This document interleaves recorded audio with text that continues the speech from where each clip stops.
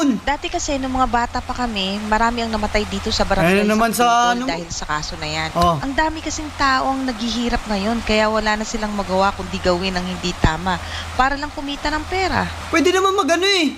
Ano ba yan? Nahanap na ng mga Kasalanan ko ba? leader ng krimen. Oh. Nahuli yung leader, kaya nagkawatak-watak na yung grupo. Oh, hindi tama yan. Nahuli na din sila. Buti naman. Buti naman, ma.